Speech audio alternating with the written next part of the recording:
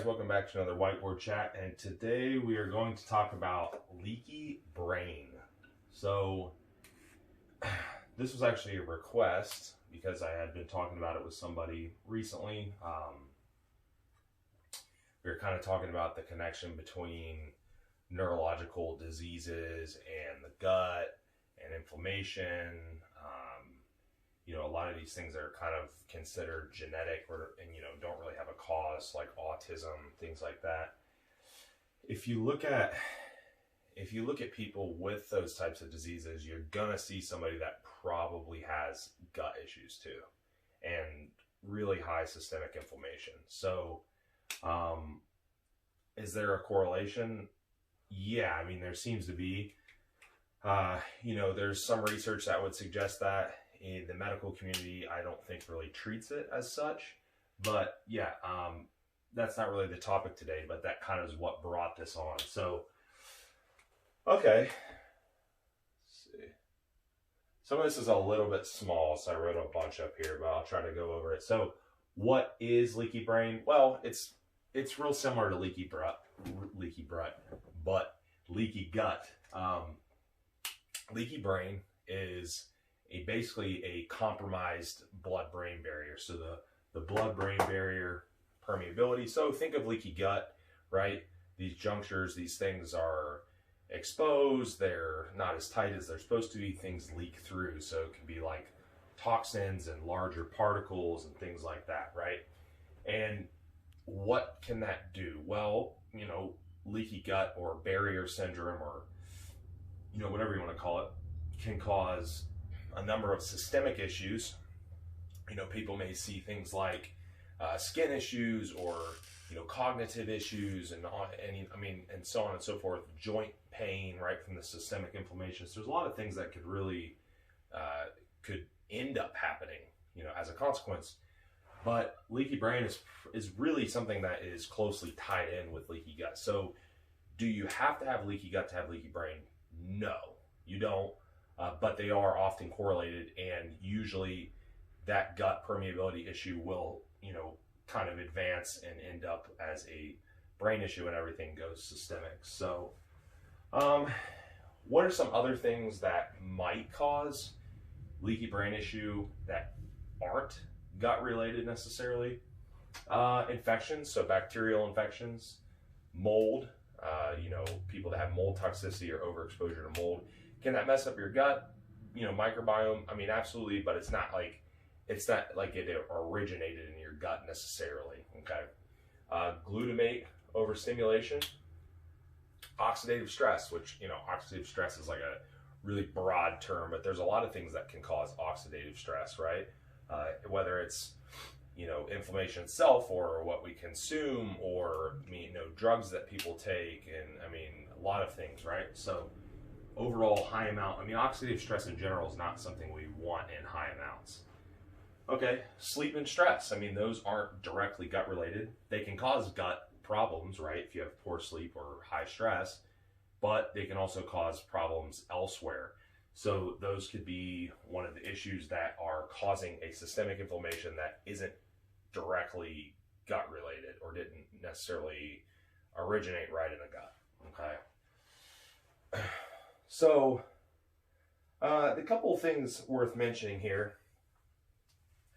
So there are some researchers that were using the cytokine model of cognitive function. It's basically an inflammatory model, right? So it's looking at how does, cytokines, main inflammatory component that's released in response to different events in the body. So that model is basically looking at, how does this affect cognitive function? So we can really look, again, that kind of goes back to that topic of diseases and things, these neurological diseases and cognitive diseases, and how do they relate to inflammation. MicroRNA 155 creates gaps. So this is one of these things that will end up creating, in response to these insults and things that are going on, can create these gaps in that blood-brain barrier, because really we have to have that permeability issue before you're going to let things kind of leak in, okay? Because that brain barrier is pretty tight junction. Inflammation systemically, yeah, right? We kind of talked about that. What's in the blood moves into the brain, right? Well, yeah, I mean, more or less, if you have that permeability issue. So we're talking about if it's stemming from the gut, we start in the gut, permeability issue, barrier issue, moves to the blood, and it can move to the brain. So we kind of end up, most oftentimes, we're probably going to see it like that. That's probably how this blood-brain barrier, permeability issue in your leaky brain is probably going to originate. Okay. Neuro disorders versus gut, and gut versus neuro. So chicken or the egg thing, right? What came first? A lot of, let's say a lot, I mean, there are quite a few types of GI type issues that could definitely be classified as neurological. I once heard something that I thought was super interesting and always, got me really interested in the kind of the gut-brain axis ordeal, was that someone had researched and classified IBS as a neurological disorder. So I was like, oh, okay, well, that makes sense, right? I mean, we have this blood-brain barrier. So what are we looking at here? So are we looking at an issue that originates in the gut and it affects the brain? Could be. Or are you looking at an issue that originates in the brain and affects the gut through like that, vagus nerve pathway, right? That controls a lot of the stimulation of the gut, right? So it could really go either way. All right, so drew this little graph here to kind of see what's going on. So we have a normal on this side. Well, I got abnormal. So normal on this side, we have normal brain function, and we're going to have normal flora, normal inflammation, normal CNS. Everything's working in unison. On this side, we have abnormal CNS, and we have abnormal gut function, right? So, I mean, they're pretty much stemming off of each other. Over here, this is causing things like dysbiosis, permeability issues, so in gut and brain, potentially. And then inflammation and toxins and things can penetrate, right?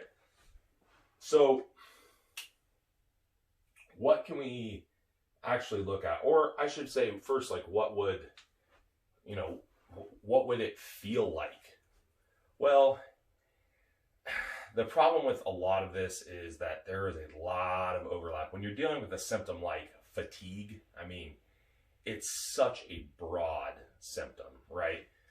So for most people that don't have a neurological disorder, right, I'm going to start kind of looking at most common culprits first. So we're probably going to look at the gut first, right? No gut issues, okay? We might look at heavy metal toxicity or mold toxicity if we need to, okay? So those things do happen. They happen more than you think. Dealing with a client today, we're going over not copper toxicity. I had a copper toxicity earlier this year. It was mercury toxicity, okay? That's not, I mean, you might feel off. Like he's not at a point where he cannot function. I mean, he's high functioning still. There's definitely some weird things going on as a result of that mercury toxicity. So those, you have to work through chelation and do all these things to kind of get rid of it. So yeah, I mean, I'm going to work down the list in that regard. Also, obviously going to look at sleep and stress, because not everyone necessarily will kind of go in the same sequence of events. Just because they have poor sleep and they're stressed out doesn't mean they're going to have a gut issue, right? But could they still have systemic inflammation pretty much everywhere else? Well, sure, they could, for sure. So could that be contributing to this leaky brain syndrome? Absolutely, yes. So a lot of it's lifestyle things, right? A lot of it's things that we're going to fix through dietary. We're going to look at the root, just like anything else. We're going to look at, we're going to look at the gut. We're going to look at stress. We're going to look at sleep. We're going to look at all these lifestyle factors. The biggest thing, or I guess the most difficult thing, is really figuring out origin, right? That's where things get difficult. And once you have more experience with it and seeing it multiple times, you see patterns or common trends, or, well, it's usually this, and so on and so forth. But yes, that part can be difficult. A couple things that could potentially be tested these probably wouldn't really ever be tested in, I don't know that they would really be tested in somebody that doesn't have some type of cognitive disorder. However, if you were to develop this in a very severe, a very severe case of this leaky brain to where it was like literally deteriorating your cognitive function, then yeah, these things may come into play. So occludin or zanulin, these are tied right in with gluten. So, that's a hot topic. So it's not like I'm not going to go deep into gluten, but I believe it was Harvard, I think it was a Harvard research study that showed that these were heavily susceptible to penetrating the barrier, okay, and causing this permeability in the gut, okay, because you're consuming them. And I've also seen some literature suggesting like undigested proteins in the urine from gluten consumption. So, does that mean I don't ever have anyone eat gluten? No. Usually don't have it in very high amounts at all, lower amounts. If they have a direct issue with it, cut it out. That's anything, right? If they don't tolerate it, we probably aren't going to eat it. But yeah, in larger amounts, it may potentially be problematic, just according to some of that research. Okay, even if you're not celiac. All right, so MMP9 elevation. This was from liver damage, and keep in mind, I'm not mentioning every single thing that could potentially cause it, or every solution necessarily. There are some others, but I'm trying to keep like the most relevant ones. But yeah, this enzyme signaling was from liver damage. Okay, so why is that relevant? Well, maybe for a PED user, could be somebody that has liver damage, somebody that has like metabolic syndrome, right? A newer client, if you get a newer client, and I see this often, especially newer client, like a Gen Pop client's overweight, they have this metabolic syndrome going on, high blood glucose, dyslipidemia, inflammation. They probably have some of this going on. They probably have some compromised cognitive function, right?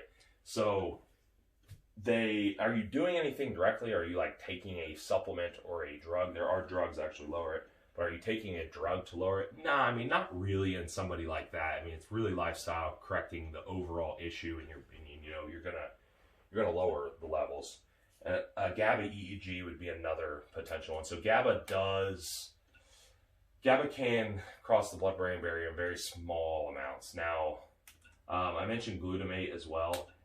These two kind of work inversely. If there is, a suspected high amount of glutamate that overstimulates nerve function, you could help with theanine's a good one, because theanine does seem to raise GABA levels, actual GABA levels, a little bit better than taking GABA. I believe it does cross the blood-brain barrier better. So it does work. Most people that take it, they do feel it. I remember the first time I took it, I was like, wow, this actually is very noticeable. So that's one potential fix there. Some other just basic nutrients for people that are maybe in this situation and just trying to add some extra nutritional support to heal, I guess. Choline, right? ALA or alpha lipoic acid. Apigenin, I think I'm saying that right. Antimicrobials. So if you have a bacterial overgrowth in the gut, well, that's a different story. So you're going to have to address leaky gut or SIBO or candida or whatever separately as its own issue. But yeah, those things could cause or could trickle down into the brain. Essential minerals, okay? And I should say essential minerals also maintaining a correct mineral balance. So, right, heavy metal toxicity, like I was talking about, iron overload. I actually just talked about iron and oxidation in the last OPD podcast, which this will probably be out before that comes out, but check that out. We did chat about the iron a little bit, so that could be something interesting, especially for guys. Women don't really have a whole lot of you know, iron overload issues in women, but men for sure. Essential fatty acids, super important for the brain and the, you know, all the tissues involved. So yeah, that's pretty, you know, kind of pretty good overview, I guess, of what leaky brain is, what might cause it, how you would go about fixing it. Again, a lot of it, like anything else, it's secondary to some other kind of issue or, you know, something else going on. So you would need to retrace your steps and address it. And like I always say, nothing really works in isolation. Nothing really happens in isolation. So if you have, you know, a lot of the time, like if you have 4 different issues, they could all be from the same gut issue, right? You have 4 different side effects, right? So, yep, I hope that video was helpful, and we'll talk to you guys next time.